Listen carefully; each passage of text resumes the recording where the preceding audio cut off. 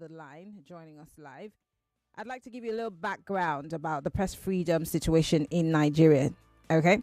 Press freedom in Nigeria is obviously a very complex issue with both constitutional protections and significant challenges. While the Nigerian constitution guarantees freedom of expression and media, it also faces practical obstacles like laws like the Cybercrime Act, which many people are still protesting against, which have been used to restrict journalistic activities. Additionally, economic difficulties within the media, which can actually make some journalists, a handful of them, vulnerable to corruption and influence. Joining me to discuss this very first part. This is a two-part conversation, by the way.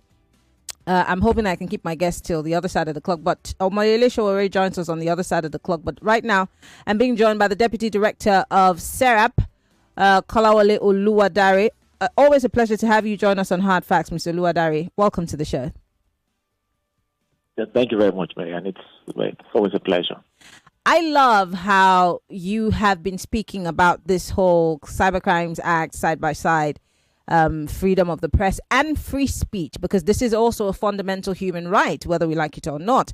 Let's start by talking about free speech, because you see, people always make that comment of where your right stop, another man's continues or begins from there.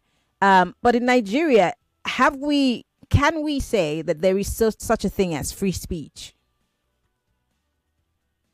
Thank you, Maryann. Yes, free speech exists as part of our laws, but the practical experience we've had over the years, and we can benchmark with 1999 till date, does not match the requirements of what is in our laws, particularly Section 39 of the 1999 Constitution, and other laws and conventions that Nigeria has ratified, particularly the African Charter on People's Rights. So basically, it means that while we have the free speech, which is called freedom of expression, which is a two-part right, by the way, it means the right to impart information, that to receive information. So this conversation we're having presently is an exercise of freedom of speech. I can speak to you and perhaps the whole world, and you can also speak to me, and perhaps the whole world can also speak to me, depending on how many people are online.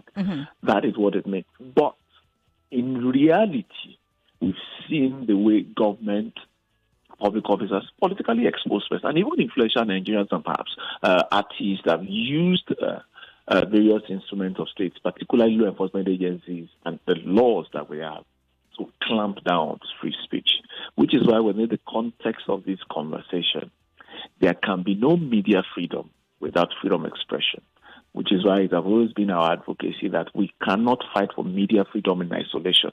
It must be within the context of freedom of expression. What use is media freedom when the people that are supposed to listen, that you're supposed to educate, that are supposed to give feedback, do not enjoy that right? So simply put, Maryann, there is freedom of speech in our laws, but its observance is more in the breach than it's in observance. So I know that you're a lawyer, so I'm literally just going to be preaching to the choir. The Nigerian Constitution protects the right to freedom of expression, including the right to seek, receive, and impart information, just as you had said. Section 39, subsection 1 of the 1999 Constitution provides for the freedom of press to hold government accountable. I'm coming to press freedom here. Chapter 2, section 22 emphasizes on the role of the media in upholding fundamental objectives and ensuring government accountability, according to Benue State University. Now, but then we have challenges, and I want to talk about the legal restrictions here, now that I have you. Laws on anti-terrorism, state secrets, the Cybercrime Act, these have been used to restrict journalists and limit investigative work. So, and these, they're obviously loopholes that the government have continued to use to gag the press. And we have seen people disappear. Till tomorrow, what's his name? Dadia, or what's his name? The journalist. We still can't. Dadiata. We still haven't found him. We've seen several journalists who have been held, kidnapped in the night from their homes and taken away because they wrote something that the politician did not like or the government of the day did not like. As SERAP and as lawyers who obviously understand these laws, how are we trying to make sure that these loopholes are plugged? Because if these loopholes are taken advantage of by politicians to exact some sort of vengeance on people that wrote stuff that they don't like, then where is the press freedom? Maryann, unfortunately, the job is not for lawyers alone. And if you ask me, lawyers are simply can simply play a tiny part in the whole process. And that is why conversations like these are important, and I appreciate your organization for doing this. Ultimately, the laws that are being used to oppress freedom of expression either have to be repealed or amended. And who can do that? Those in the National Assembly who pass those laws are the ones who have the responsibility. Who are the people that have the responsibility to prevail on those in the National Assembly to do the right thing by repealing or amending the laws? The people of Nigeria who voted or presumed to have voted the members of the National Assembly into power. They are constituents. So lawyers can only perhaps highlight these areas that we are doing right now, and then go to court to challenge the implementation of these laws or the constitutionality of those laws. That is what lawyers can do. Ultimately, the right belongs to the people, which is why conversations like these are aimed at enlightening the people. It is not to do with politics, tribe, or religion. It is for people to gain additional perspective in understanding what the law is, how it has been, and how it ought to be, and then how it should change. So the major takeaway from me from this kind of conversation and the many other conversations you've been having on your platform is that people know and they take steps. So for Nigerians who are listening now, who have not been victims of the Cyber Crimes Act or the Terrorism Act or any other criminal defamation laws or any other legislation, they should know it could be them tomorrow. It could be their brother, their sister, their relative. That is why they need to be able to speak up now and ensure that, and that's two-pronged also, that those who use these laws know that they can hear from the people that it is wrong to do that, and that those in the National Assembly should take steps to amend those laws.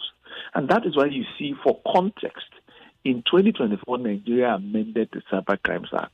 And I could say that it's perhaps due to popular outcry, including the judgment that SERAP got from the ECOWAS court.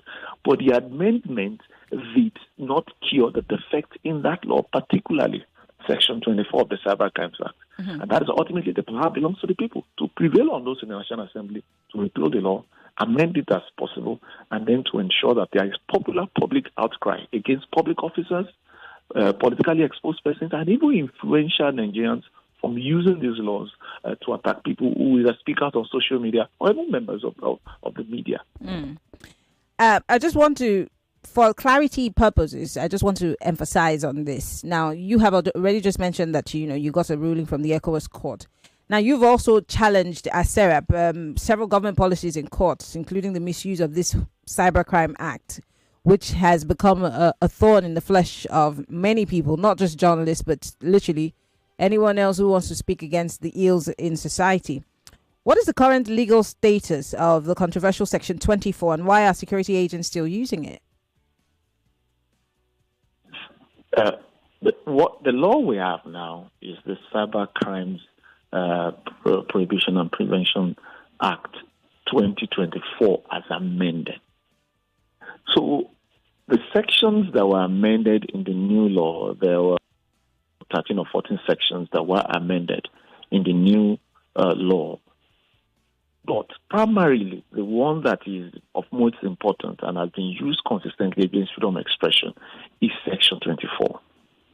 What we have today, which is the Cyber Crimes Prohibition and Prevention Act, in Section 24, is still problematic. It is highly subjective, and it conflicts with the provisions of Section 39 of the Constitution, and its use is still very much to gag freedom of expression. So what happened in 2024 was that in amending the law, they simply amended subsection A and B of Section 24 of the Cyber Crimes Act, simply limiting, as it were on paper, the offense of cyber stalking to what is considered pornographic, of what is false, or that can cause harm or injury to any individual. Mm-hmm. It did not remove the dangers of Section 24, which is why it is still used. So simply put, Section 24 of the Cyber Crimes Act provides for an offense of cyber stalking. And it simply says that you can be liable and go to jail for publishing anything through the computer or through electronic devices that is pornographic or that you know to be false, or it's for the purpose of causing down a breakdown of law and order, or that poses a threat to life. And you can understand, Maryann, why this is subjective. It means if I send you a good morning and you, the receiver, perceives it to be offensive, perceives it to be a threat to your life, then you can go to the police and say, I've caused the crime. So it's subjective. It's subjective to the receiver of the message, which is why you see what happens on social media. You call me a fool, I call you an idiot, and then you go to the police and say, I'm cyber stalking you and I've committed an offense under the Cyber Crimes Act. I mean, it's just two people having a conversation or perhaps an insulting conversation. And we see a lot of people use it. So basically, simply put, the Section 24 of the Cyber Crimes Act, as it's still today, is still a problem in the wordings and the way it has been used. It was amended, but the problem still subsists. Let's talk more about, because, I mean, whether we like it or not, the media has moved completely to the cyberspace. I mean, the CNNs of this world, the BBCs, even the NTA is on Twitter, is on Instagram, is on Facebook, and so there's more room for this act to be used against people. For example, some journalists have printed stuff, reported on issues that didn't sit well with certain politicians, and they disappeared. In fact, in May 2024 alone, at least 3 journalists were detained for stories about public officials. And from SERAP's perspective, what patterns are emerging in the way that the state is handling this issue of, freedom of expression, especially for the media? Because there are people who would say that the media is the fourth estate of the realm, and the media should be able to report on issues as they are, even though whether we like it or not, there's certain media houses that will tilt in favor of the government of the day. But there still has to be some level of sanity.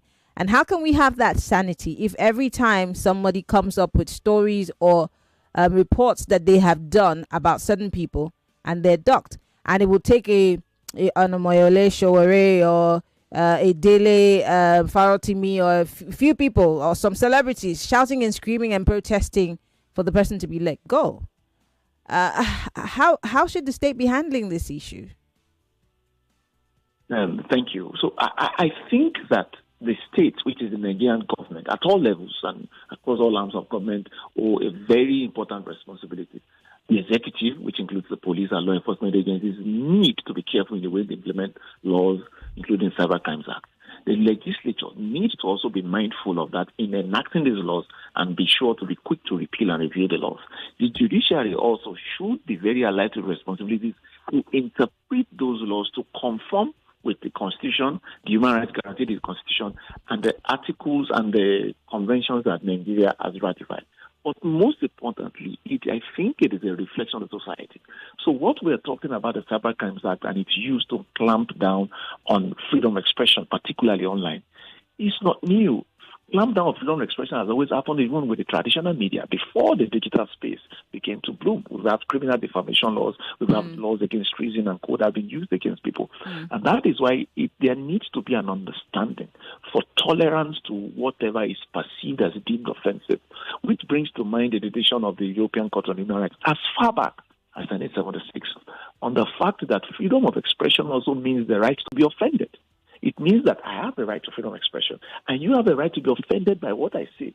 But your right to be offended does not stop me from expressing what I have to say. And that is why I think it's still more of a societal issue, which is why you've seen the growing trend of recent, where it is not even those public officers, that is, elected or appointed politicians that are using Cyber Crimes Act. We've seen influencers, artists, use the Cyber Crimes Act through the aid of the police against people online. And that is why, while the state has its responsibilities as I've outlined, there is also a primary responsibility of understanding on the people. Just because we belong to the same school of thought, whether politically, religious, or even same tribe, and we're having a conversation online, or even on a WhatsApp group, or even a phone chat, doesn't mean we cannot express those differences without making it a criminal matter. All right, Kolawole, please stay with us. We have to go on a quick break. When we come back, Lagos, still talking press freedom, the Cyber Crimes Act, and of course, where is the future of freedom of expression in Nigeria? Stay with us. You are listening to your number one station for talk. 99.3 Nigeria Info. 99.3 Nigeria Info. Let's talk.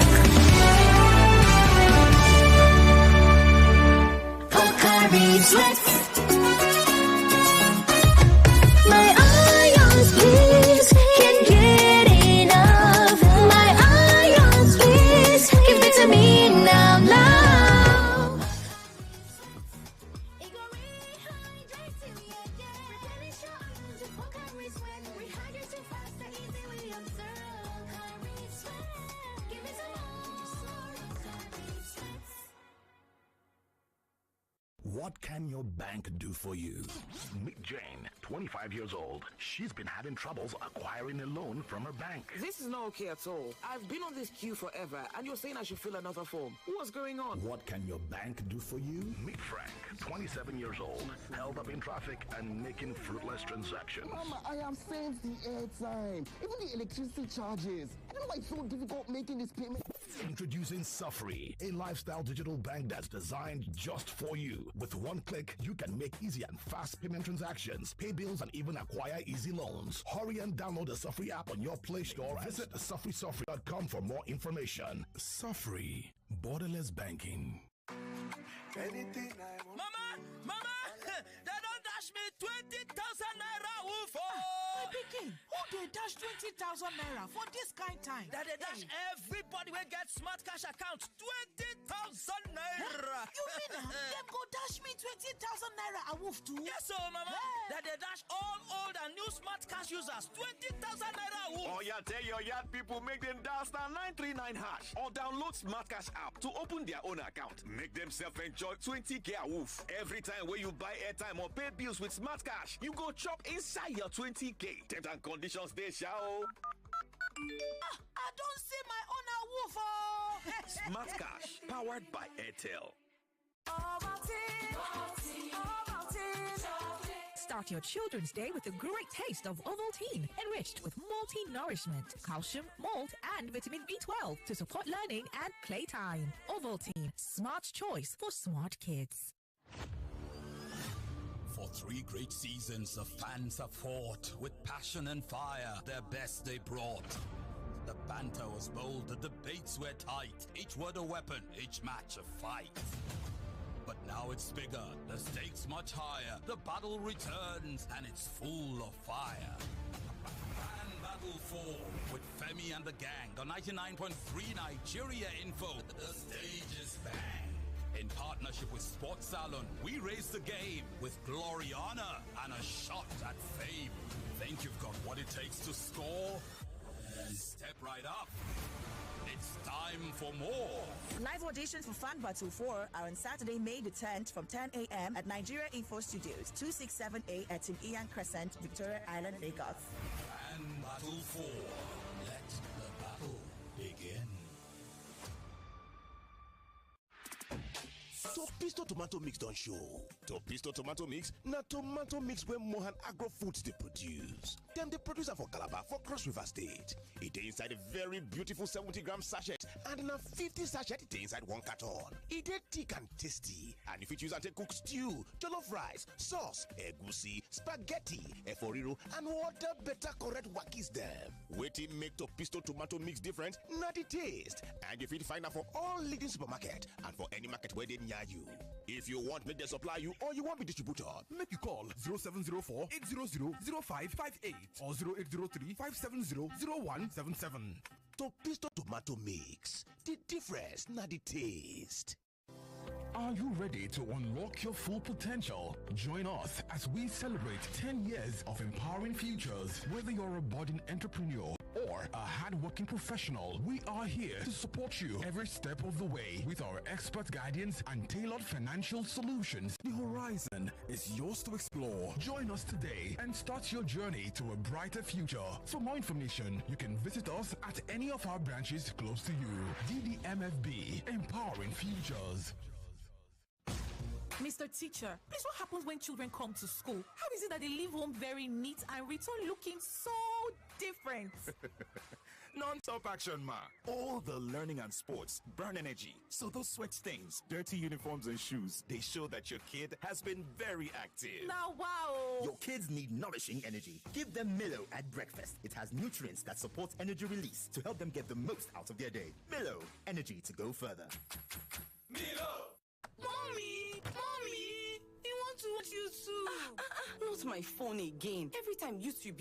Oh, Mommy! You want to watch YouTube? You want to watch YouTube? Not with my phone. Go and watch TV. What? There's no YouTube on our TV. That's before. With the new Airtel Smart Router, for just 25,000 naira, you can watch YouTube and more on any TV. Even our own TV. Really? Yay! Thank you, Mommy. Oh, you're welcome. Turn any TV into a smart TV with the Airtel Smart Router and watch Nollywood movies, football, and lots more on YouTube with unlimited data for 30 days. Airtel, a reason to imagine. One of the biggest football fan festivals in Nigeria is back. It's Goal Fest 2025. Come turn up the energy. Goal Fest 2025 will also feature exhilarating games, food, and comedy. Come watch the UEFA Champions League finals on a super huge screen. Goal Fest 2025 will take place on the 31st of 2025 at the Borough Event Center, Madubello Way, Victoria Island, Lagos. 25 is powered by Femi and the Gang and Football Republic, sponsored by Squadron. Proudly refreshed by Pepsi. No be party jollof this same. Abeg, make nothing hungry you again today. Na your pregnant wife dey follow talk so. Neighbor, abeg. Neighbor, just one spoon. No wahala. Chef, what be your secret? Now, Mr. Chef seasoning powder. Mr. Chef seasoning powder. Get spicy stew, goat meat, fried rice, and roasted beef from great aroma to great taste. Elevate every meal with Mr. Chef seasoning powder. Chef. With BetKing Virtuals, every game fit make you hit jackpot. The power to win bigger is in your hands. Download the BetKing app and register today using the promo code FREEBETS to enjoy 100 naira instant bonus and other exciting offers. Terms and conditions apply. Not for persons under 18 years. Play responsibly. Update! Extra value don land o. We don raise am now. Your 50cl Coca-Cola don turn to 60cl o. Yes na. Na 20% more refreshment, plenty enjoyment with the same ogbonge Coca-Cola taste. No carry last o. Sharply go grab your new 60cl Coca-Cola today. Make una enjoy better refreshment. This na extra value with the same ogbonge taste. Coca-Cola, real wonder. Even Fanta and Sprite sef follow for this one o. Ewo! Na so I dey on my own. Na a message enter my phone. Fiam. I can't click am. Fiam. Na so my money for account go. Fiam. Hey! If to say na Airtel you dey use, dem for first alert you before you click am. Airtel dey identify spammers, then alert dem customers with AI-powered service to make sure say you no fall mugu for wuruwuru scam messages. No charges, no subscription needed. Me sef dey go join Airtel. Fiam. Airtel, a reason to imagine. Is that Alfie playing football in the rain? It's Toby Chio. My goodness. When did he grow up? That's it with kids, though. It's amazing how your child grows up before your eyes. Enable their thriving development with the new NanKid 4 with HMOs to support your child's development, probiotics, and high-quality proteins to support age-appropriate growth. NanKid 4. Nourish your child's potential. Every day is about winning with one play on Nigeria Info. On Nigeria Info, daily winnings is now over 150,000 naira. Just go to oneplay.ng or dial *347*880*3#. Play with as little as 500 naira, and in a few seconds, your ticket is in the draw. The more you play, the better your chances of winning every day on the Morning Crossfire, WhatsApp Lagos, and Game On shows on weekdays and the Football Frenzy shows on weekends. But that's not all. Every Friday, there will be a 500,000 naira jackpot.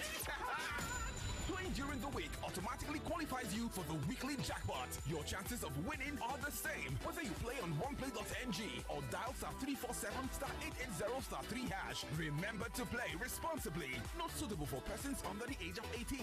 OnePlay is a registered trademark under Lasho Trading Services Limited, licensed by the Lagos State Lotteries and Gaming Commission.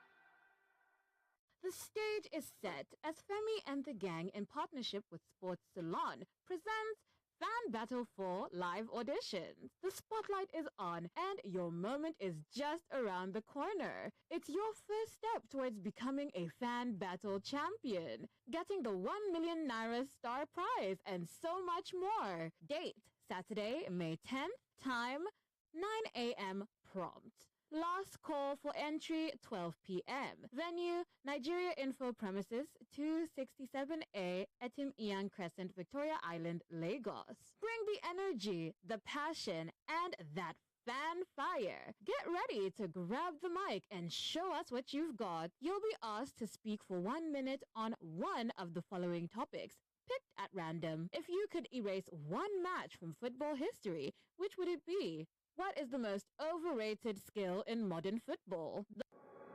99.3 Nigeria Info. Your number one station for talk. Let's talk.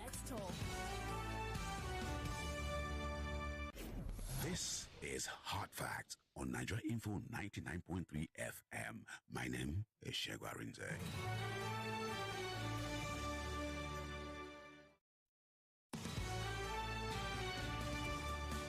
If you're just joining us, the program is Hard Facts, 99.3 Nigeria Info. We are broadcasting live from our audiovisual studios right here, and it's Maryann Crescent, Victoria Island, Lagos.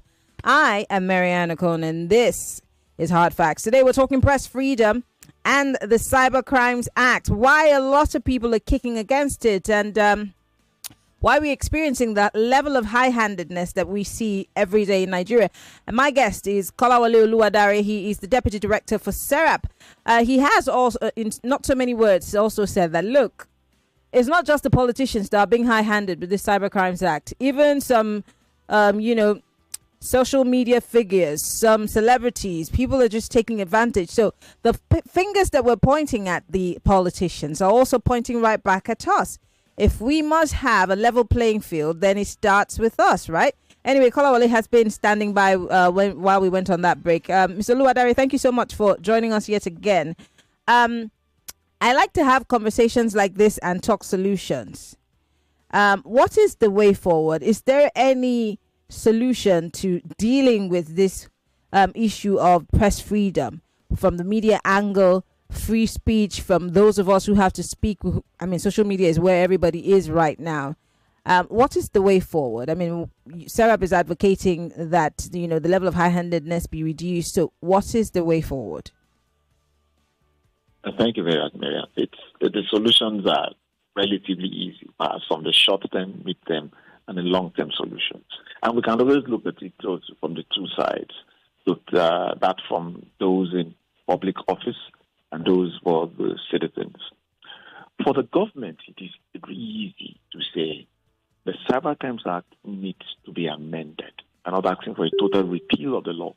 In conformity with the judgment of the ECOWAS Court, the Cyber Crimes Act, particularly Section 24, needs to be amended to conform with Section 39 of the Constitution and Article 19 of the Africa Charter. It means that the Cyber Crimes Act must enable freedom of expression, not punish freedom of expression. That's one. Two, the implementation and enforcement of the Act must be done by law enforcement agencies also to give effect to freedom of expression and media freedom, not to punish. That means the police should not be quick to entertain petitions that borders on freedom on Section 24 of the Cyber Crimes Act because somebody said something on a WhatsApp group or published news or said something on Twitter, for instance. And number three, the judiciary must also be very wary of interpreting Section 24 of the Cyber Crimes Act and other laws, including criminal defamation laws in the North, and even the Terrorism Act, to punish journalists or people that are perceived of giving critical opinions. The second aspect on the second side of the divide is that of the people. there is a need for tolerance and understanding that we have 8 billion people in the world with different views and perspectives. We have more than 200 million people in Nigeria with different views and perspectives. We cannot all belong to the same political party or of the same religion or tribe or have differences. It should exist. And we should understand the need to coexist. And even among the media, there are those in the traditional media who believe that bloggers are not journalists and who believe that whatever they publish online makes them liable more than traditional media. So I think the more the solution lies in an understanding of the people for tolerance for criticism and things that we may not like. And that also means that people should understand that bullying, whether in real life by physical means and assault, it also happens online. It means we must also be cautious again. And we've seen some happen last week, people bullying people online. So those are the clear-cut solutions that must be done. There are things that government needs to do, given the responsibility they have as duty bearers. There are things that we, the citizens, also need to do, given our duties as rights holders. The whole time you're talking, I'm just thinking to myself, because you mentioned that, we need to push the legislators to make the changes. But if something is beneficial to me, why would I want to cut off my nose to spite my face? I mean, let's even use other things that we have complained about. How many changes have been made in that direction? Whether it be the protest against hunger, whether it be the protest against, high-handedness, the disappearance of our journalists. Nobody seems to be on the side of the people as long as it's beneficial to them. So really, what can be done? Because that's the question that my callers keep asking me. We talk and nobody hears us. So what exactly, because something has to give, what is it? We need to continue to talk. There is no alternative for conversation. Difficult. And I like the name of the show. It's hard talk. It's hard facts, rather. It means we need to have those difficult conversations. And I do not believe that talking about things do not work. It works. It might be slow. It might not bring the solutions we expect in the short term. But it works. We've seen Nigeria pass legislations, try to pass legislations, including the social media bill, and people, there was an outcry, and it was pulled down. We've seen the government try to enact regulations that didn't go down with people, and it got solved. The same thing with the Cybercrimes Act. The National Assembly, we can say they responded perhaps to popular agitation and amended the law, but it still does not conform with international standards. Conversations, and I think it's very important we drive this home. People should not become cynical or pessimistic and give over to the feeling of angst that conversations like these, advocacy like this, doesn't work. It works. If it doesn't, why does government want to clamp down on it? Why are they using cybercrimes against journalists? Why don't they want people to comment online and speak on TV and radio and say some things? It's because it works. It may not be that fast. It can work. And in this instance, it means the advocacy must be targeted at those in the National Assembly who amend the laws. They have constituents. Everybody there represents a constituency. Have we targeted the advocacy at them? Can we make this trend on social media, for instance, to address every member of the National Assembly that the Cybercrimes Act and other laws should be amended? So it can work. I do not believe it can work, and it doesn't work. Mr. Oluwadare, stay with us because I'm being joined right now via Zoom by this trend on social media. Former presidential candidate of the AC, Omoyele Sowore. He is joining us. He's also the publisher for Sahara Reporters. For those who are just joining us, in case you don't know, this is an extended conversation, by the way, and you're listening to Hard Facts, 99.3 Nigeria Info. We're digging deep into a critical issue, which is obviously the state of the press and the freedom of the press in Nigeria, the rise in arrests, harassment and detentions of journalists. This we know. I think last year I had Mr. Sowore here on Press Freedom Day. Apparently he's back again today to talk about the same thing. From the infamous Cybercrime Act to the physical attacks by security agents. What does it really mean to be a journalist in Nigeria? Mr. Omoyele Sowore, thank you so much for joining us quite early. We appreciate it. Last time you were here, last year, we were talking about a journalist you were trying to save who was whisked away from his home. And his family did not know his whereabouts. I remember that you had to, you and some people had to do everything within your power to get that young man home. And here we are again in 2025, having almost the same conversation. And like I just told my lawyer guest that, look, in 2024, May of 2024 alone, at least four journalists were arrested or harassed by security operatives because of some post or some story that they put out there. So what does it really mean to be a journalist in Nigeria? Because every time I go out of the country and I identify myself as a journalist, the first thing I'm asked is, have you gone to jail before? And I didn't realize that that's a prerequisite for being a journalist in Nigeria.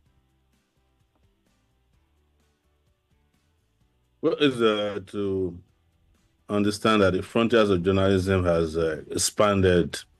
And I think the reason we keep asking the question, who is a journalist, is because people who are journalists think that journalism starts and ends in a newsroom. That's old journalism. Journalism has become something else, to the point, and I think I stated this last time, that the biggest media companies in the world now are not the ones that you used to be taught about in your classrooms when you attended journalism or mass communication classrooms, or when you are trying to obtain a degree. Mm-hmm. So the world has expanded, especially because of information technology, internet, and digital inventions, that you can't even tell who's a journalist these days, because nobody keeps a journal anymore. Nobody is doing any handwritten. Nobody has to fold his shirts and dress a certain way to be called a journalist.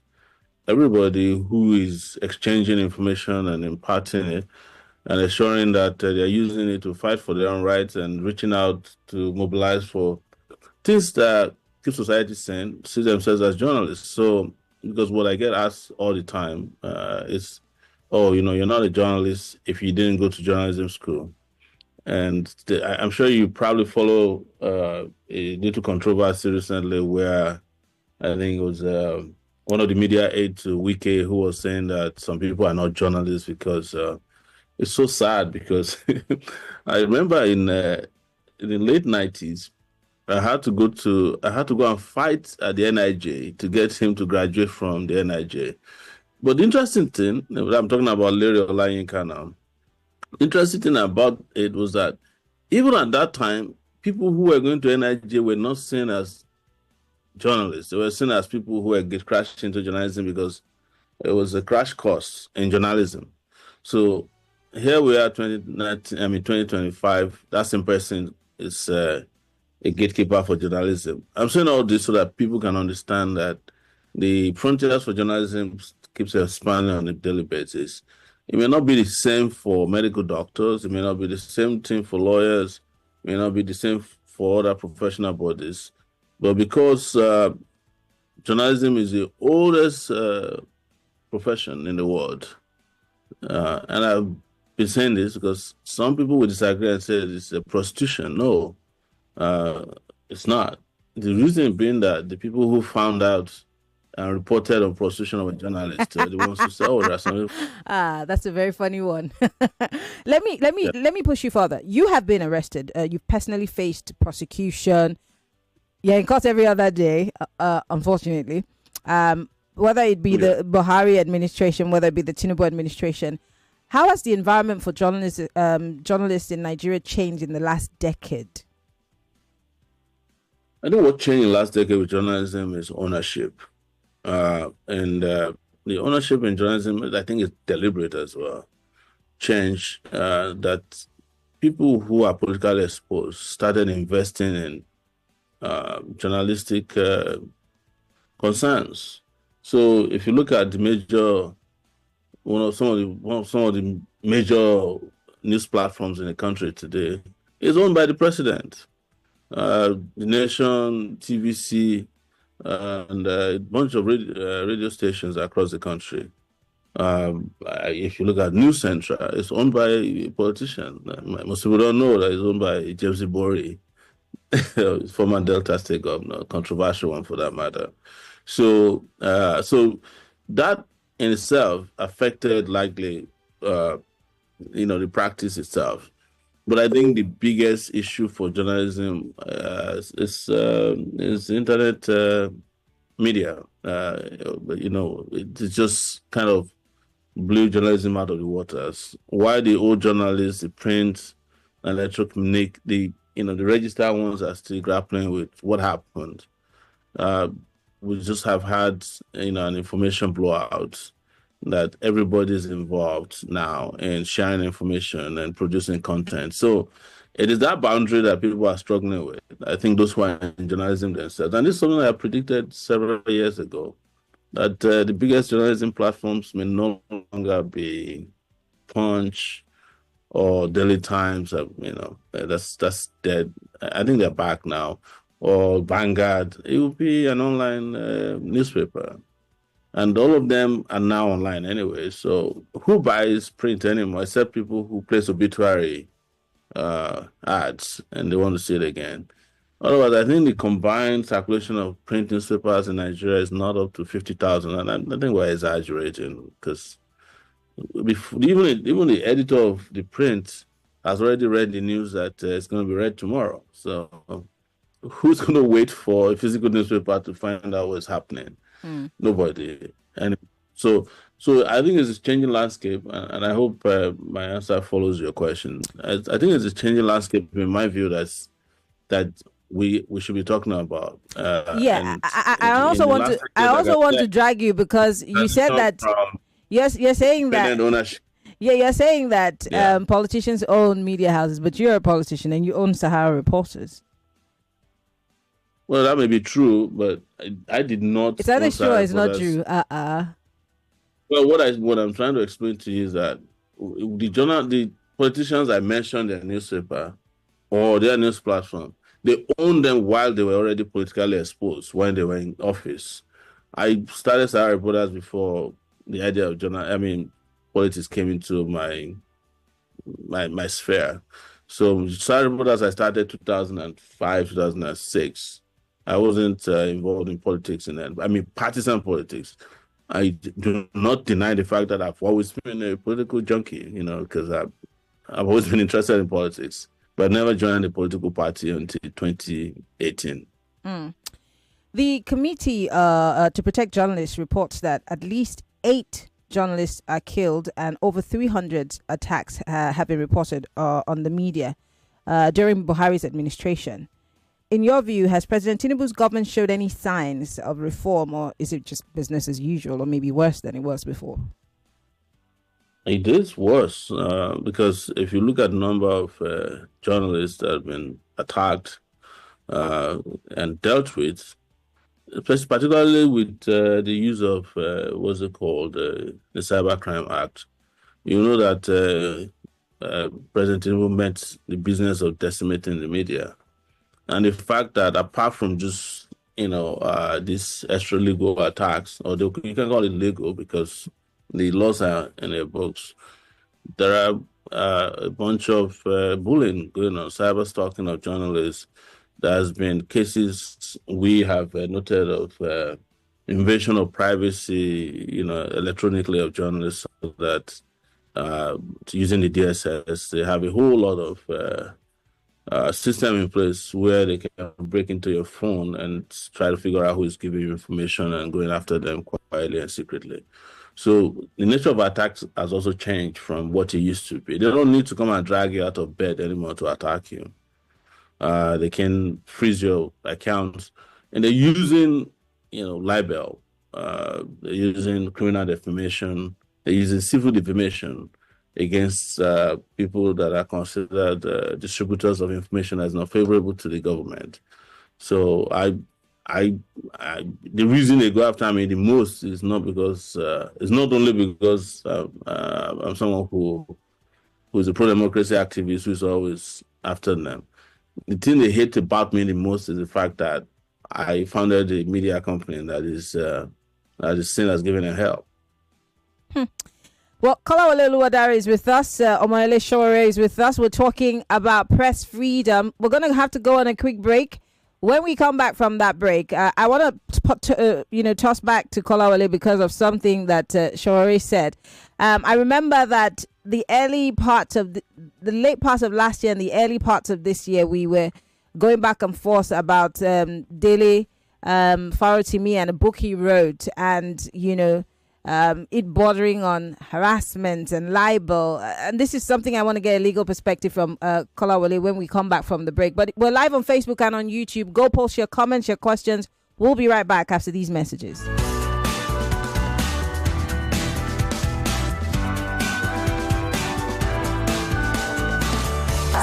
This is Hard Facts. Credible journalism, bridging the gap between people and those in authority. More conversation, more talk, more right after this.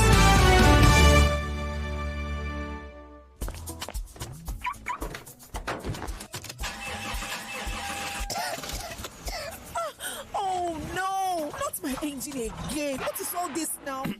My neighbor, save yourself all this stress with AP lubricants. AP lubricants are high-quality engine oils that protect your engine by keeping it clean, improve its performance, and help your engine last longer. Even my trusted mechanic recommends them. Yes, AP lubricants are a range of high-grade engine oils, including Visco 2000, Super Visco Static, HD40, Diesel Motor Oil, and many others. They are specially blended for various automotive, household, industrial, and marine purposes, and can be used for petrol and diesel engines. Thank you so much, my neighbor. Thank you. AP lubricants are available nationwide at all AP service stations and lubricant retail shops. AP lubricants, engineered for excellent engine performance.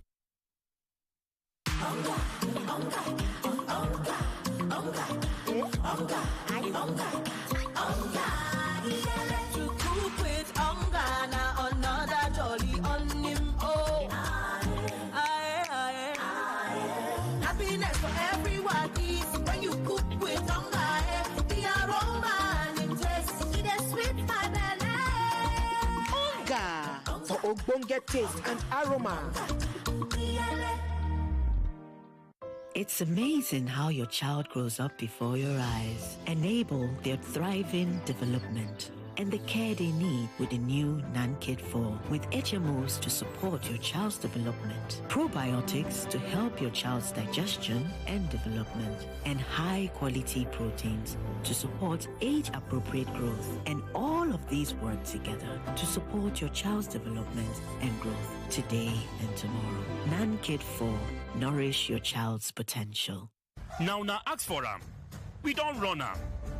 You ask for them. It don't happen. Yes, so News Central did live on top Go TV channel 23 with the summoner, the latest story and information from Niger and Obodo Yibo. Sabi say with Go TV, News Central go knock you correct story and what did they happen for politics, business, sports, and entertainment as it hot. As it happen, now so we dey talk about you ask for them. You don't get them. News Central, station where they totori belle.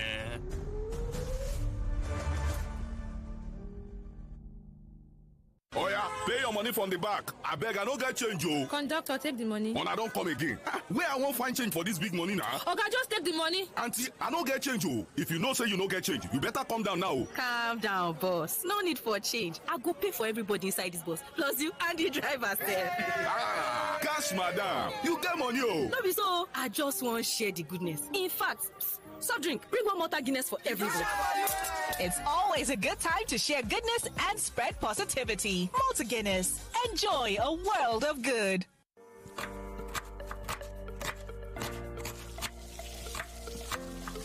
Meals have a way of taking us on a journey. And when you add plenty of vegetables like efo, ugu, and season with the rich taste of North seasoning cubes, even better. So, go ahead and elevate your meals with more vegetables and the rich taste of Knorr cubes. Today, eat for good. For 3 great seasons, the fans have fought with passion and fire, their best they brought. The banter was bold, the debates were tight, each word a weapon, each match a fight. But now it's bigger, the stakes much higher, the battle returns and it's full of fire. Fan Battle 4 with Femi and the gang, the 99.3 Nigeria info, the stage is bang. In partnership with Sports Salon, we raise the game with glory, honor, and a shot at fame. Think you've got what it takes to score? Then step right up. It's time for more. Live auditions for Fan Battle 4 are on Saturday, May the 10th from 10 a.m. at Nigeria Info Studios, 267A at Tim Ian Crescent, Victoria Island, Lagos. Fan Battle 4. Let the battle begin.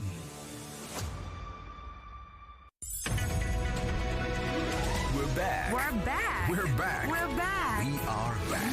We're back on 99.3 Nigeria Info.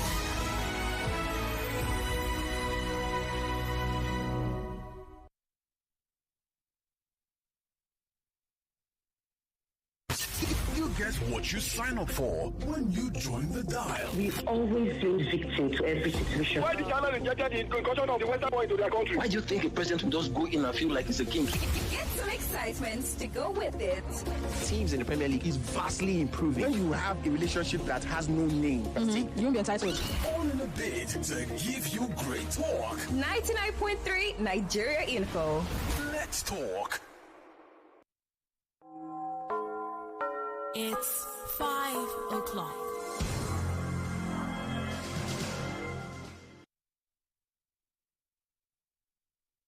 The headline news on 99.3 Nigeria Info.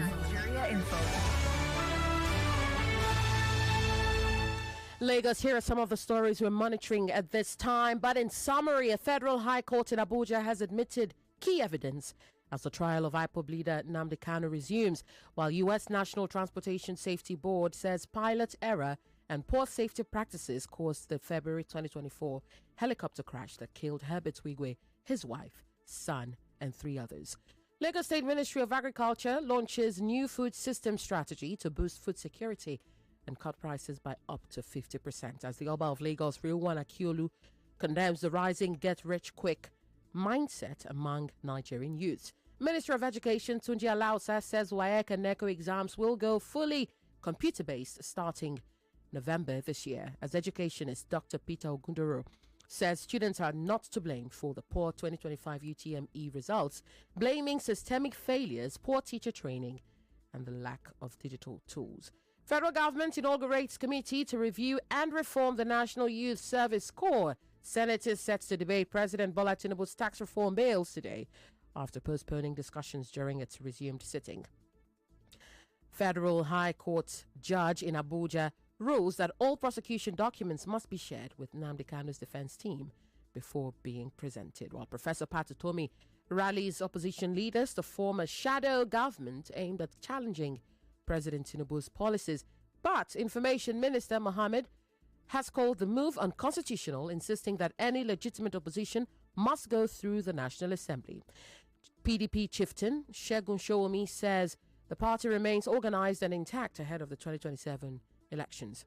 He dismissed fears of collapse and blamed recent defections on weak personal character. In business, Nigeria's electricity generation companies are calling for urgent talks with President Tinubu over unpaid debts totaling 4.7 trillion naira. And on the foreign scene, tensions are escalating as Pakistan vows to respond to Indian strikes following the Pahalgam killings, while U.S. President Donald Trump says allowing Russia to participate in the 2026 World Cup could serve as an incentive to end the war in Ukraine. And in sports, the second UEFA Champions League semi-final between PSG and Arsenal kicks off tonight at 8 p.m. And that's all for now. You're listening to Hard Facts with Maryann Okon right here on 99.3 Nigeria Info, and I am Yvonne Ohaifo. Thank you for your time.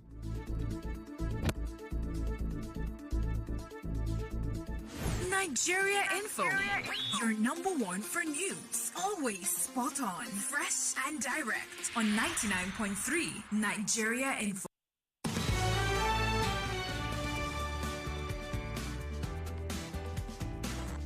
All right, we're back. We still have Omoyele Sowore, who is the former AAC presidential candidate. Also joining us live via telephone is Kolawole Oluwadare, Deputy Director, SERAP. Of course, we're talking about the issue of press freedom and the Cyber Crimes Act. Now, of course, my guests have been giving their experts' opinion on the situation in the country. And before we went on that break, Omoyele Sowore was talking about, of course, the situation of the average journalist in the country and journalism in general. Mr. Sowore, before we went on that break, you were giving us some of your thoughts on the issue of politicians owning media houses, making it also a problem of sorts. But I want to push you on other issues before we bring people in, because there are a lot of people who want to talk to you. Who do you think the state constantly uses as instruments, like the Cybercrimes Act, or why do you think, I beg your pardon, the state uses the issue, things like Cybercrime Act, the Terrorism Act, despite parts of it being ruled as unconstitutional by the ECOWAS court recently? Why do you think they continue to use it to target, journalists rather than tackle the corruption and insecurity that we have in the country? For example, as we speak, there are those who would come out and counter numbers or concerns that have been raised in areas where people are being killed, and they would say, oh, it's fake news, as opposed to the fact that maybe can we just shut the borders, reduce the porousness of the borders? Instead, they're saying, oh, this media house is anti-government. That's why they're publishing this story. Why do you think that this continues to happen? It shouldn't shock you, but anybody who is watching, I would just ask you to take a quick look at the Cybercrime Act of 2015. There's also a 2024 version. And it will shock you that it has a bunch of provisions that has something to do with computers, and the use of computers, data, privacy. But because it was established or enacted for mischief from day one, the one that all of them are interested in, is the act, is part of the act that has to do with cyber stalking, especially that affects the elites or government officials. And you also must understand that so many of these provisions, especially with regards to publishing information that hurts the feelings and the ego of those in government, are already in our laws, except that this one provides them the opportunity to use the police. And it has been the case before even the Cybercrime Act became what they resorted to. There was supposed to be a social media bill that was defeated. When they were not happy with the defeat of the social media bill, they also went all out to ban Twitter in this country for several months under the Buhari regime. So they are just after what I'll call the real street media, which is the media that cannot be restrained by government agencies. So the police is deploying its resources to go after people who are speaking up against the government. If you look at everybody who has been arrested, detained, and also prosecuted or have been prosecuted for cybercrime, they are usually people who are engaging in activism or journalism. That's what it is all about in the first place. But if you go to the provision of the Cybercrime Act itself, this part is just one out of almost 100 or something parts, or is it 43 parts of it? It has over 43 parts that it's supposed to deal with. Just one. Even after they claim that they have amended the parts that infringe on fundamental rights of journalists and citizens, the police keep saying that they have not seen the amendment. I'm speaking to you as somebody who has faced 3 cybercrime charges. I have 2 still existing. Started with Buhari charging me for cybercrime in 2014 after I was detained for 5 or 6 months. Then Neduwoko got me arrested in 2022, likely because I didn't let him trample upon the rights of Jaruma, the lady who was selling Kayamata, who had an issue with his wife. And then under the Tinubu regime, the IG of police got me arrested, seized my passport because I said he's an illegal IG. So why do you think they're after me? It's because they know and understand that this can help them silence my voice. They did this thing to a guy called Isaac Bristow, PDOM Nigeria, who likely published whistleblowing documents from government. They've done it to Fisayo. I mean, the guy working with Fisayo, I don't think they've arrested Fisayo yet, but I know he's been harassed several times. That's the FIG guy. Mm-hmm. But they did it to Daniel Ojukwu.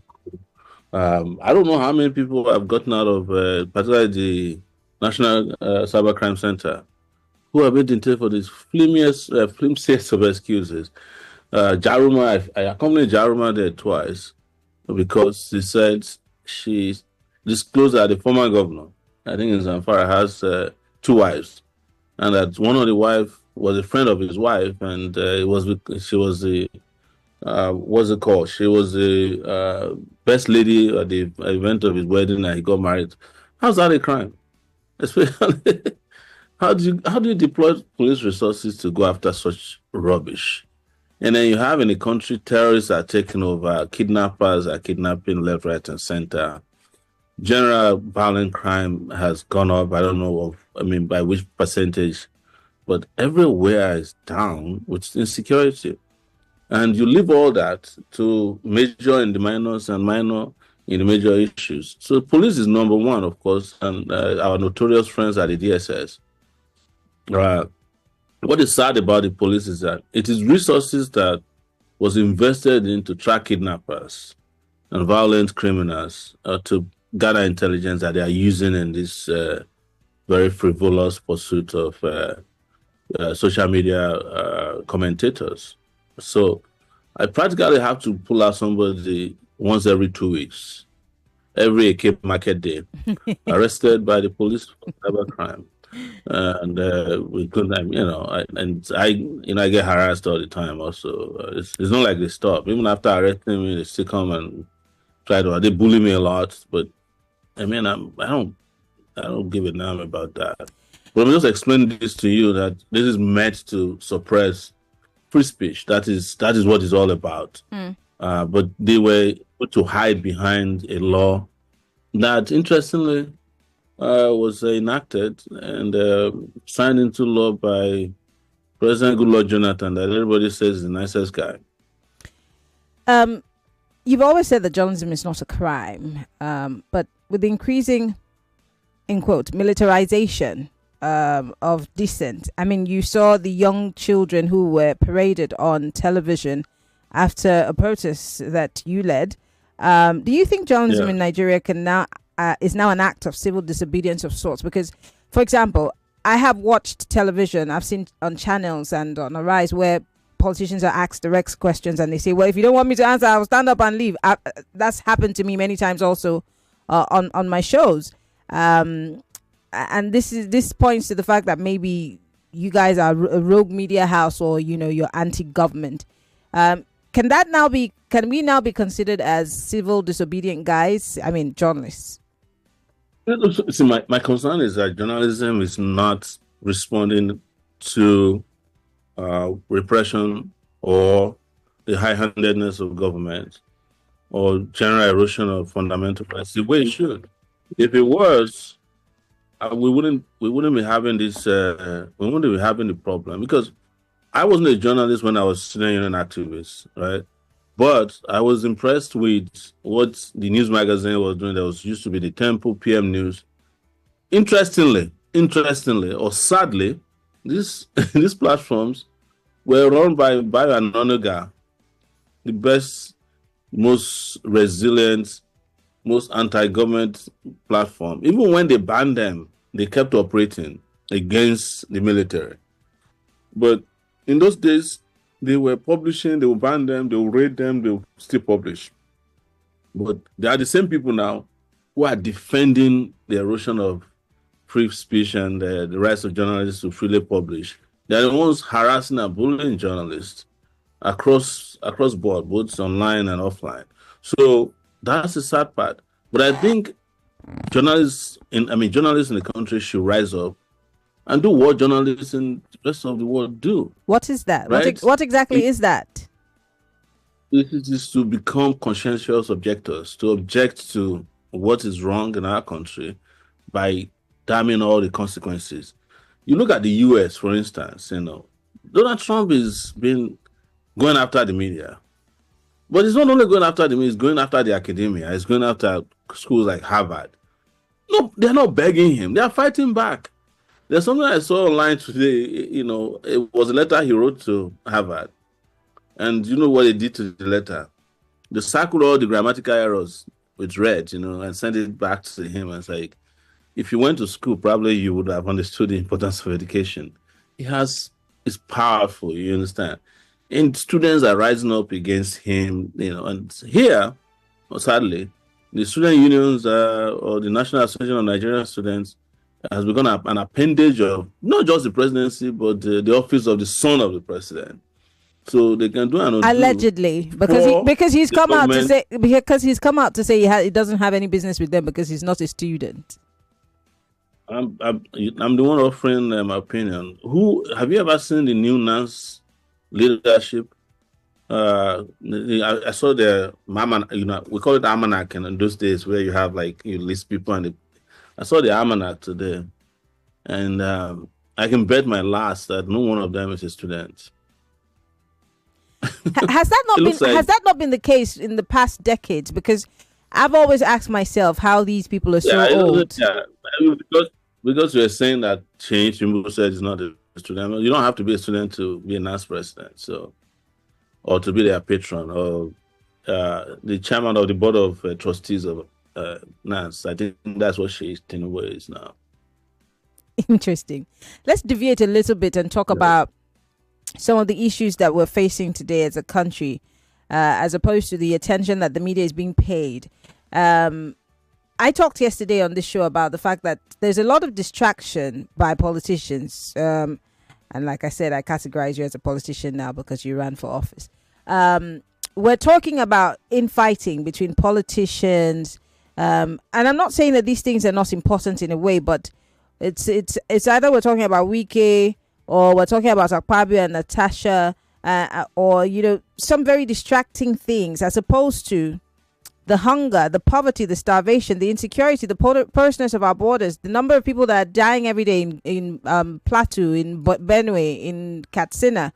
And I said yesterday that we, the media, also play a role because we make these very distracting stories headlines, as opposed to staying on the stories that are human related.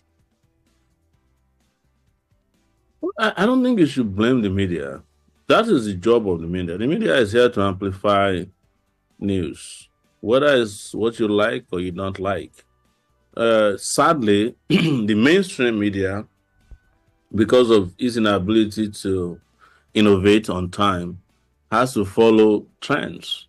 And if you were here today talking about weather, or what NIMET said would happen, that there will be 3 days of thunderstorm coming up, nobody's going to be watching you, But if you can mention Iyabo Joe, spraying dollars or naira and going to EFCC, people are going to rush to you. That's the nature of media, number one. But it's also that the politicians themselves, especially those who are in government or in power or in office, understand that Nigerians are easily distracted. So they know what to do from time to time. I think there's a minister in charge of distraction in the government or in every government. And his job is to look at the society and say, look, everywhere is too quiet. They are getting too serious. So throw in something, And part of the reason I said so was during the Buhari regime, Buhari was seen to be like an extremist person in terms of his Islamic credentials. But how was it that Buhari was happy with Bibi Naija? They didn't do anything to try to even interfere with it. Whenever it comes up, everybody is happy that they know it's going to take about 3 to 4 months away from the life of the country. Nigerian leaders, even though they don't have local leagues, are all fans of major European or English leagues playing football.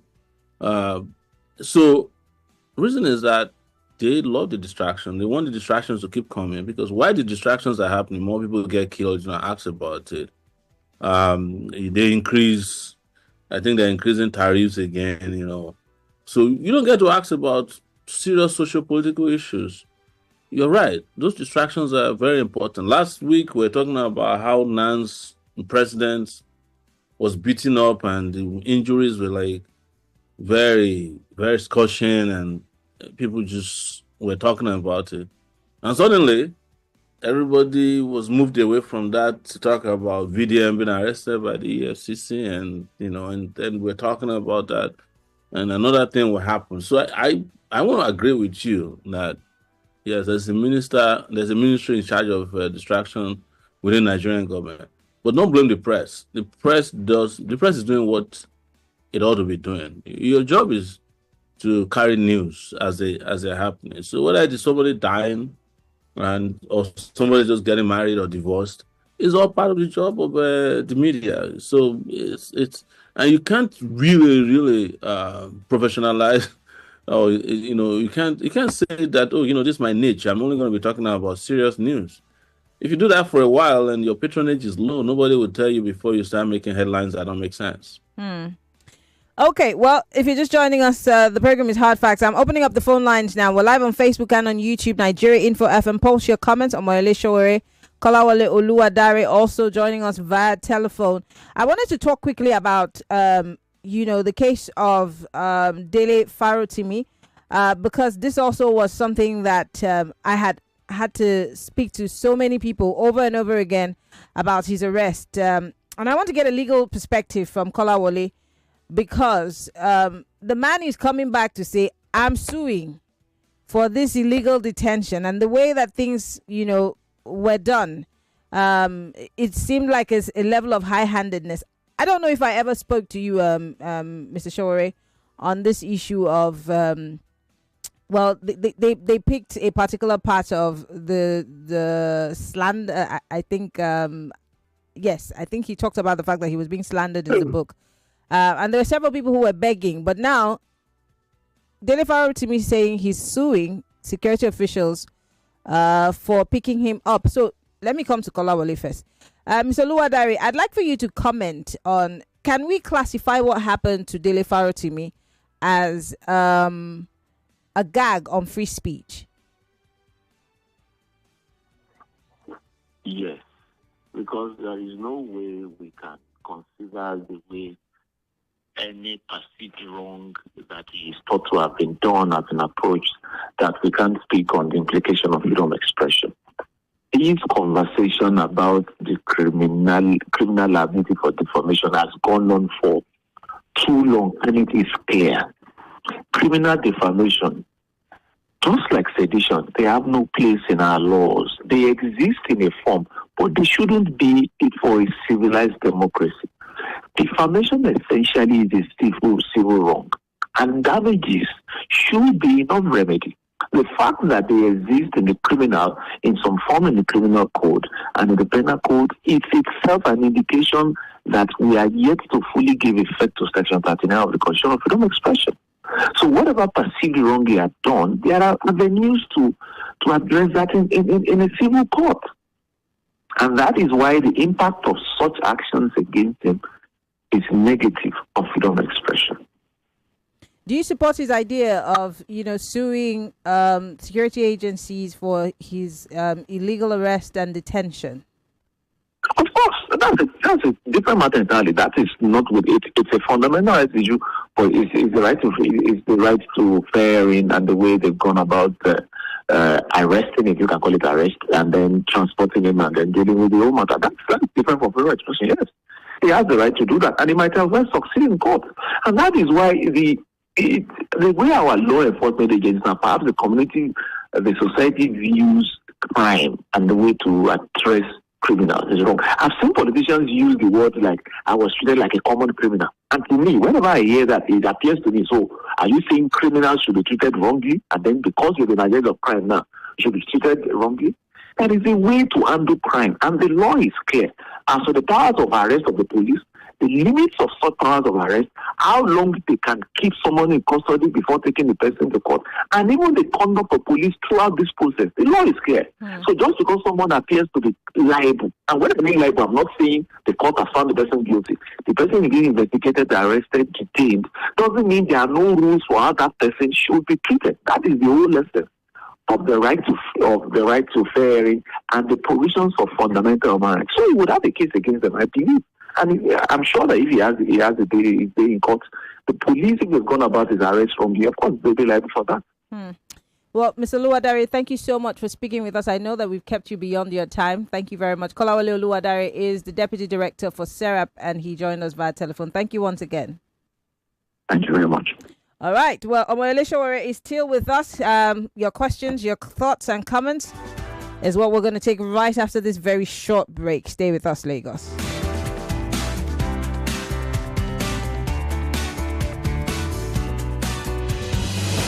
There's a reason why over 1 million people tune into Hard Facts every day.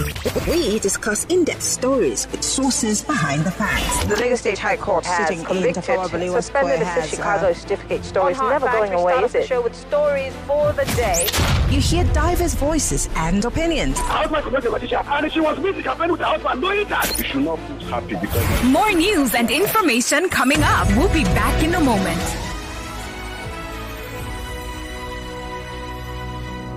Hey there, mums and dads. Did you know that some children are picky eaters and also do not get enough fruits and vegetables from their diet? Well Kid Baby and Infant Syrup is a food supplement from Vitabiotics that contains 14 vitamins and minerals, including vitamin C and zinc, as well as flaxseed oil, which supports brain development and all-round health. Well Kid Baby and Infant Tasty Syrup is for children 3 months to 5 years of age. Give your young ones a good start with Well Kid Baby and Infant from Vitabiotics UK. Available in pharmacies near you. Okay, so this is your total. Do you need anything else? Yeah, I would like to pay for the person at the back. In fact, add 1 pack of Malta Guinness. Guy, I won't give you my number. Why are you paying for me? I just feel like doing good. I don't need a reason to share goodness. Goodness is not just an expression, it's a way of life. So share the goodness with someone today. Bro, one for me too, Abby. Yes, so 1 cold Malta Guinness for you too. Malta Guinness. Enjoy a world of good.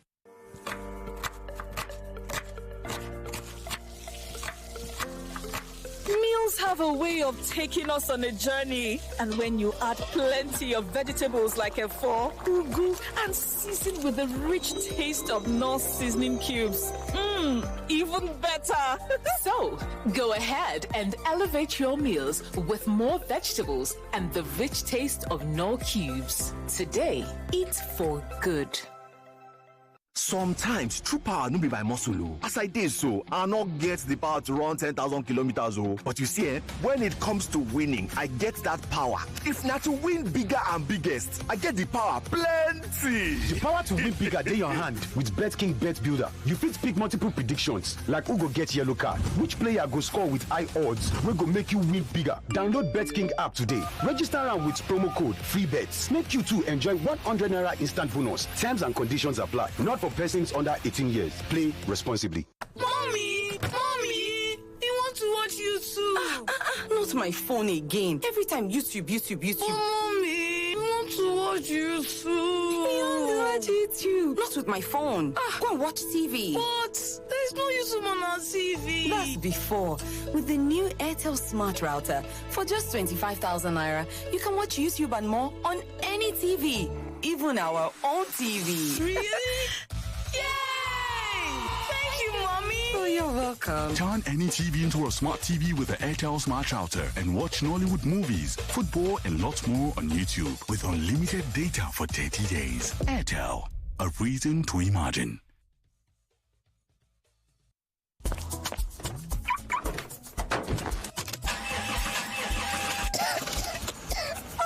Oh, no! Not my engine again. What is all this now? My neighbor, save yourself all this stress with AP Lubricants. AP Lubricants are high-quality engine oils that protect your engine by keeping it clean, improve its performance, and help your engine last longer. Even my trusted mechanic recommends them. Yes, AP Lubricants are a range of high-grade engine oils including Visco 2000, Super Visco Static, HD40, Diesel Motor Oil, and many others. They are specially blended for various automotive, household, industrial, and marine purposes and can be used for petrol and diesel engines. Thank you so much, my neighbor. Thank you. AP Lubricants are available nationwide at all AP service stations and lubricant retail shops. AP Lubricants, engineered for excellent engine performance. Is that Alfie playing football in the rain? It's Toby Chio. My goodness. When did he grow up? That's it with kids, so. It's amazing how your child grows up before your eyes. Enable their thriving development with the new NanKid 4 with HMOs to support your child's development, probiotics, and high-quality proteins to support age-appropriate growth. NanKid 4. Nourish your child's potential. Every day is about winning with one play on Nigeria Info. On Nigeria Info, daily winnings is now over 150,000 naira. Just go to oneplay.ng or dial *347 *880 *3#. Play with as little as 500 naira, and in a few seconds, your ticket is in the draw. The more you play, the better your chances of winning every day on the Morning Crossfire, WhatsApp Lagos, and Game On shows on weekdays, and the Football Frenzy shows on weekends. But that's not all. Every Friday, there will be a 500,000 naira jackpot. Playing during the week automatically qualifies you for the weekly jackpot. Your chances of winning are the same whether you play on oneplay.ng or dial *347 *880 *3#. Remember to play responsibly. Not suitable for persons under the age of 18. OnePlay is a registered trademark under Lasho Trading Services Limited, licensed by the Lagos State Lotteries and Gaming Commission.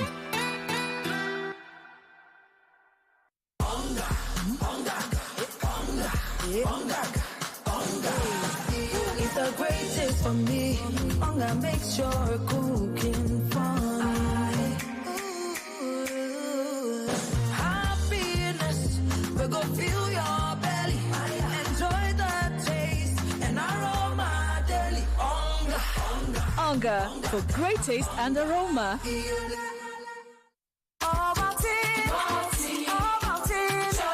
Start your children's day with a great taste of Ovaltine, enriched with multi-nourishment, calcium, malt, and vitamin B12 to support learning and playtime. Ovaltine, smart choice for smart kids.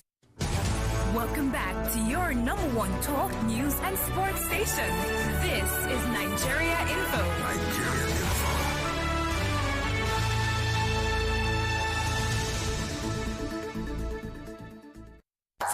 This is Hard Facts.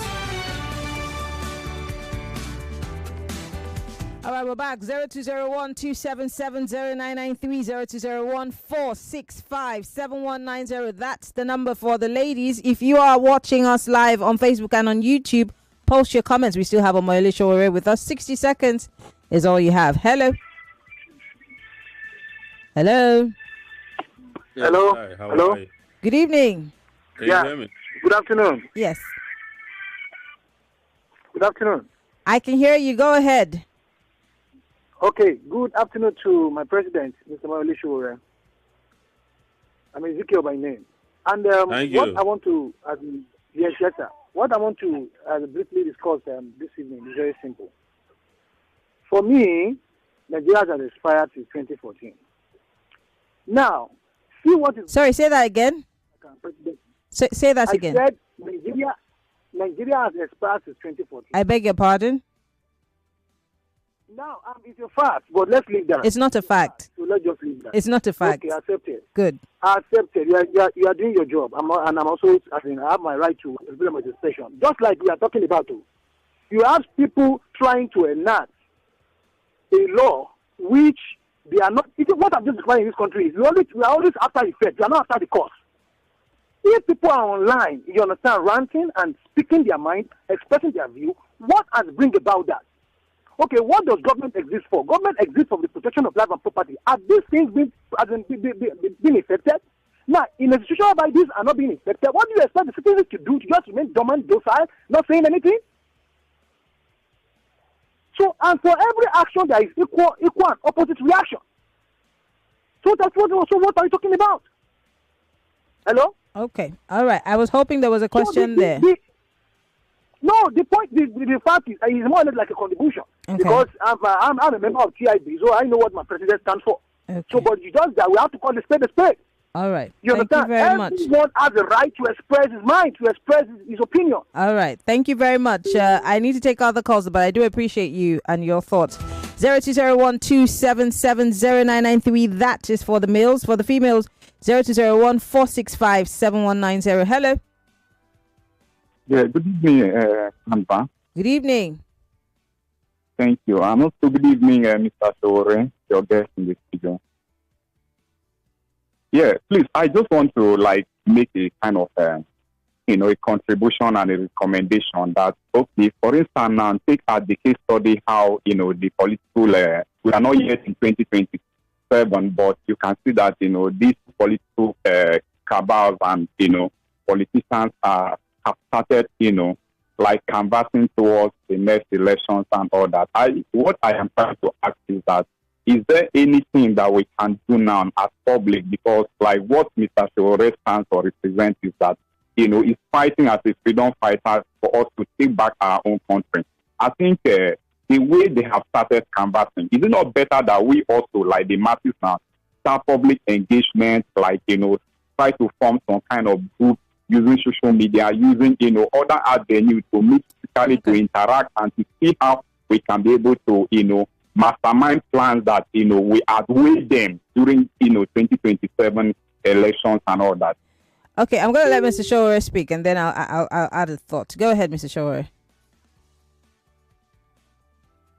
What for your information, actually, if you're in Lagos, the TIB AAC unit there is very active and they have programs almost on a regular basis, both offline and online, protests. They intervene in police brutality issues or oppression. They hold meetups and get together. So you should just seek them out. TIB movement online. You can DM them. You can DM me. I'll put you in touch with whomever you want. TIB is, is active in places as remote as a Gombe state. And I'm sorry for using the word remote. No, there's no part of Nigeria that is remote to what we're doing. So, but it's just in terms of characterization of how people look at, parts of the country.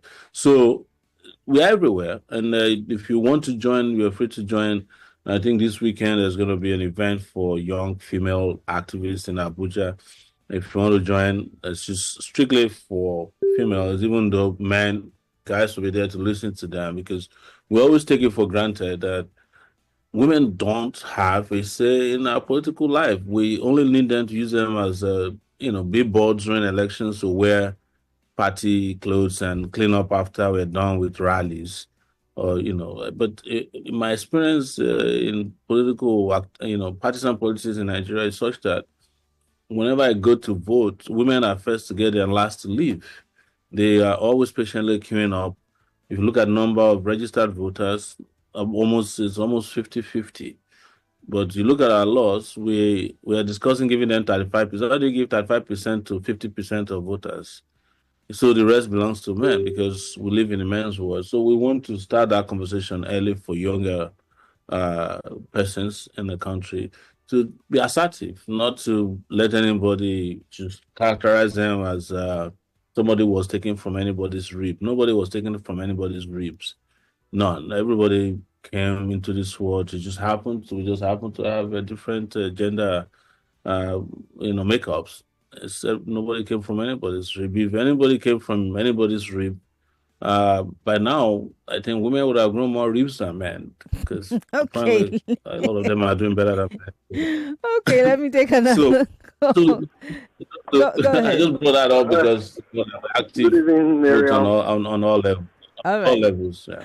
All right. Hello. What's your name? Where are you calling from? Yeah, Jonathan is my name, and I have my mentor in your studio. Good evening to you, Mr. Sowore. Whatever votes you gather in the last election, my vote is among. So I want to congratulate you for that.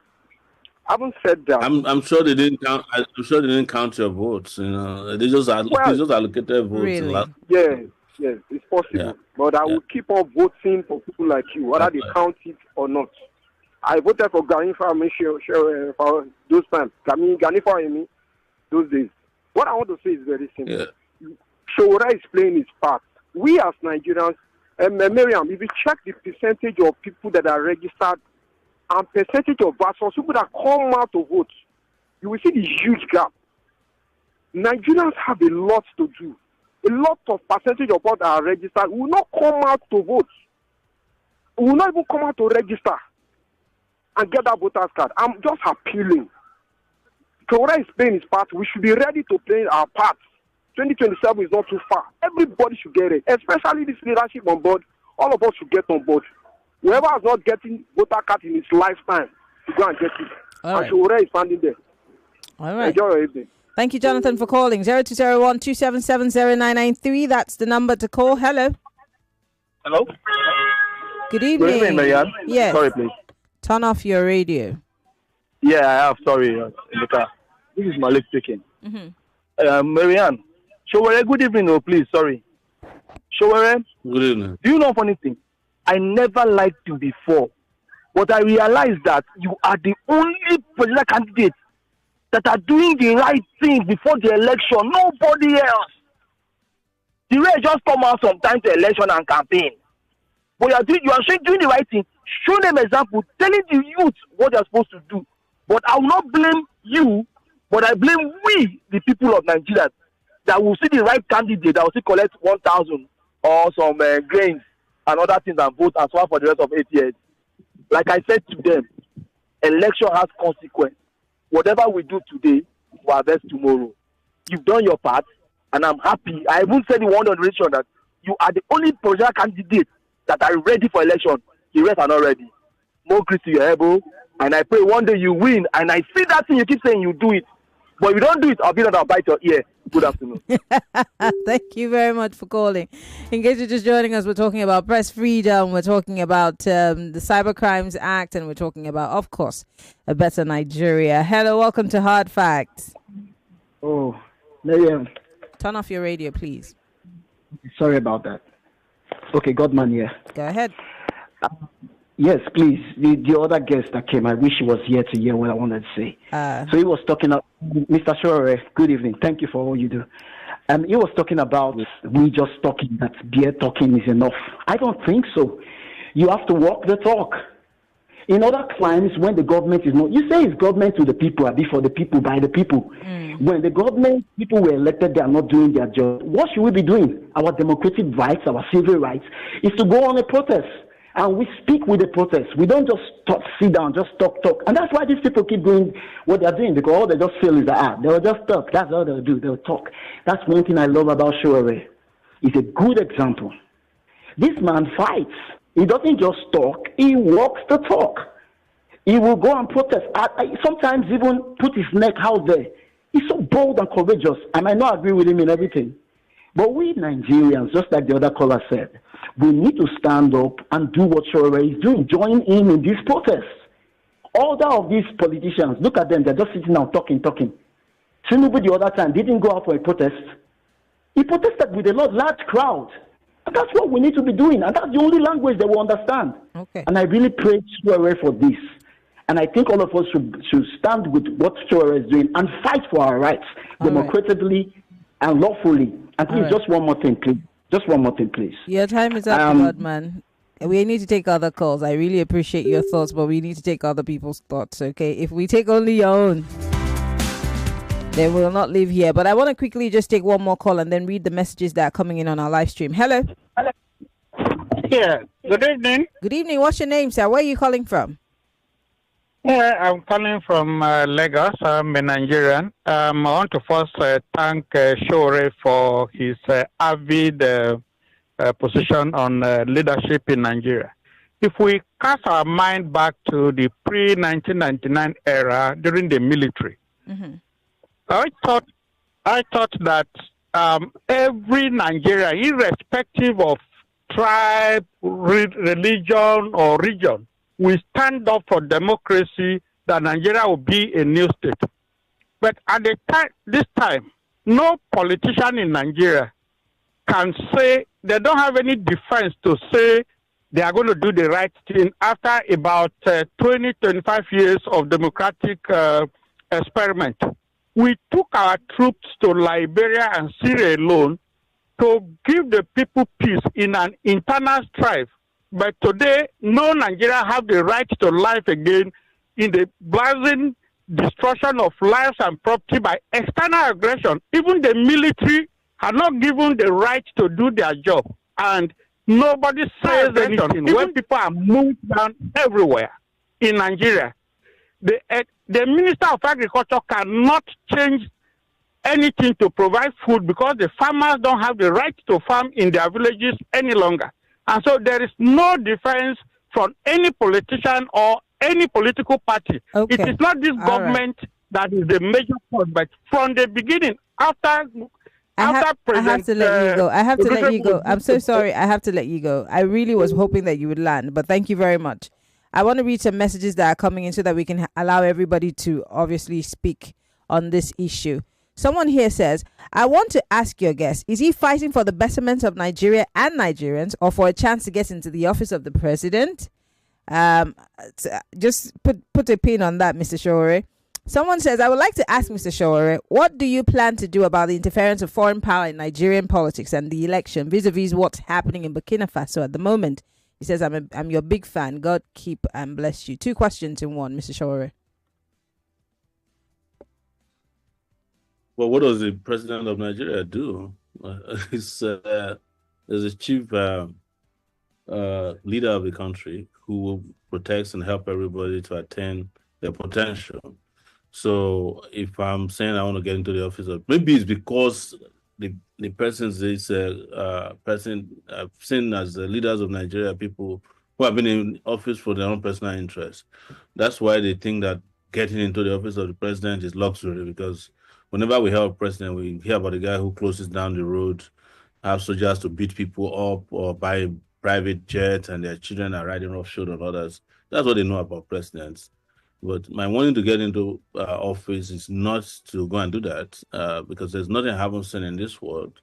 I've seen the most luxurious places, and I've lived in the poorest places in the world. But I just want to but I'm convinced that in that position, we can leave this country to glory. And I know that this is possible, and I know I have the capacity, I have the exposure, and I have the capability to do it with others that I know who are here with us, who may not be in the country, who can join hands and just make Nigeria a great country. And I'm not saying it as a cliche. It is something I know will be possible. So the second question about... Before you answer the second question, if you don't mind. I mean, if you were going to go into office to do the same thing, would you admit it on national radio or national television? I mean, most of these guys who are here today or who have been on those seats, on that particular seat, I beg your pardon, have continuously said that Nigeria is what they're here for. They're here for, in the best interest of Nigerians, to change our lot, to change our future. Maybe it's the Nigerian people who didn't pay attention to them. If someone has been governor for 8 years and you saw what he did with your resources, and you are saying that he told you that he will go and change Abuja, somebody who didn't change, somebody who didn't build Lagos, lied to you that he built Lagos and he wants to go and build Abuja, you have yourself to blame, because he was selling you a bridge in the first place and you bought it. So that's the same thing that is about me. What have I done my entire life? I've lived a public life, not in political office or partisan political spaces, but I've lived my life in a very transparent, open, and well-known position to fight for democracy, to fight against corruption, to innovate in terms of media. So there's nothing new about these characters we're talking about. They've already shown to us what they're capable of doing. I have shown to you what I was capable of doing, or what I've been capable of doing since I was in my 20s. In fact, my life is more in the open at the age of 54 than most of the guys who are now in their 80s, who are still trying to ruin you. I won't say rule you. So that's the difference. That I can answer for where I went to school, my age, what I did with my life for the last 35 years. I can answer for it. You can Google it and find it. You can see it in newspapers. So there's nothing hidden about it. But the person who was the governor of a state, who converted state resources to his own personal use, who was collecting taxes in opaque and stealing the taxes, why are you telling me now in 2025 that he has now gotten more powers, that he didn't tell you what he would do? What does he need to tell you? That's a fact, Maryann, and we shouldn't shy away from that. If I was going to do it, you would know. I may say it in campaigns or manifestos that I won't be somebody, but if you already know my past, if you know what I'm capable of doing, just like most of the callers today. So, you saw one of the callers saying, "Oh, I never liked you." Do you know why? In 2019, there was a bogey sold to youths in this country. They said, "Oh, youths, some young people want to be presidential candidate," and I told them that these guys are liars. They are not trying to be president. They are working for. People said, "Oh, Sowore was one who didn't want them to be a youth candidate because I was clairvoyant enough and truthful and courageous enough to tell them, go and ask, where are those young people today? They're all working for the government, either as consultants or as special assistants or special advisors. You have a country where people don't listen to advice, and you are their special advisor." Let's take another call. Hello, welcome to Hard Facts. Turn off your radio, please. Samson calling from Ogun State. All right, go ahead. Yeah. You see, there is no election in Nigeria. It's all about selling votes, buying votes. Every polling booth, polling unit, you will see every agent, party's agent. They will come there, they see a card on your hand, they will call you, they will give you money to go and vote for their party. They will follow you down there. They will see the party you are going to vote for. Is that an election? So it's just about buying votes, selling votes in Nigeria. There is no election in Nigeria. That's it. That's my contribution. Thank you very much for calling. Kayode from Ikotu says, please, with all due respect and humility, who's a journalist? With the view from one of your guests, is he a registered journalist? Mr. Sowore, this question is for you, but let me move to another question quickly. Okay, I'll let you respond to that question quickly. Who is it? So they're asking if you are a registered journalist because you see, there's that, like you said, there's that idea that if you're not trained, then you can't call yourself a journalist. So, but does it have to be that? But the journalism, the journalism licenses. Where do you register? Do you have a license? Yes, I do, to practice in the U.S. actually. Yeah, exactly. Where in the U.S. did you get a license to practice? New York. Yeah, but there's no license for journalism in New York. They'll probably get a press pass, for New York City, right? So I started journalism in the U.S. as well, but there's no licensing for journalism. It's not like medical licenses. So, but you are trained. There is training. That's what she's asking. That are you saying that if you're trained to be a journalist, or rather, do you need to be trained to be a journalist, or can you just randomly call yourself a journalist? The question is for you, not me. Because I can answer it, but yes, you said that we're still stuck in the age, in the old age of if you didn't study mass comm, which of course I understand because we have colleagues who didn't study mass communication, but they're journalists. Some of the best journalists in the world never went to journalism school. That's what I'm telling you, because it doesn't require that you go to journalism school. All right. Where did the word journalism come from? People who keep journals, reports. They call them reporters. So you can be a journalist without going to journalism school. Of course, you can be a trained journalist by going to journalism school. I am not a trained journalist. I've said it several times on your show. I'm a busybody journalist, but because journalism is not such a profession, like I cannot go and say I'm practicing law. I will admit that because I'm not a lawyer. I didn't go to law school.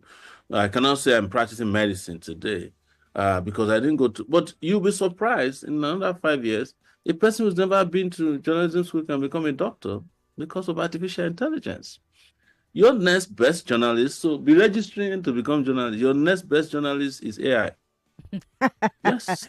Well, I think our local media here has debuted some AI newscasters. There's already a Maryann on TVC. Yes. So in the next 5 years, this job may not be for you. Just let everybody know that. It might be for some person who is just a creation of artificial intelligence, and they'll be taking phone calls and responding to phone calls. They'll be interviewing people. That's where the world. This is exactly what I told some journalists in 2010 or so when I came to Nigeria, 2014 there about the UBA. All of them were there. That was the year that the day Sanusi was fired as Central Bank Governor. I told them, I said, go and forget about the journalism that you are doing. Most of you are going to end up working for Linda Ikeji because all of them was like, oh, Linda Ikeji is not a journalist. The place that gives you news is a journalism platform. Do you know the biggest media company in the world today is no longer the one that you used to know? CNN is not the biggest media company. BBC is no longer. It is Facebook and Twitter. Meta. We have to go.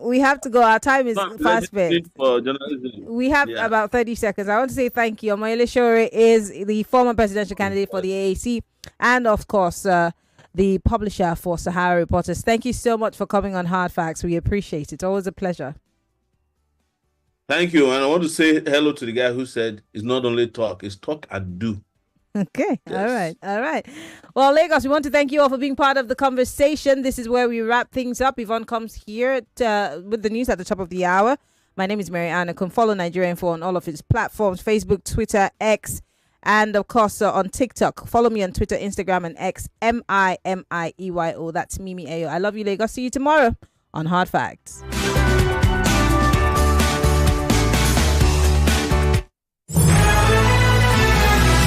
More talk, news, and sports after this. Every day is about winning with one play on Nigeria Info. On Nigeria Info, daily winnings is now over 150.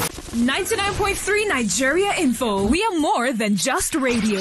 Subscribe to our YouTube channel at Nigeria Info FM. Check us out on Facebook at Nigeria Info 99.3. Follow us on Twitter at Nigeria Info FM and on Instagram at Nigeria Info FM Lagos for live updates as it happens. 99.3 Nigeria Info. Let's talk.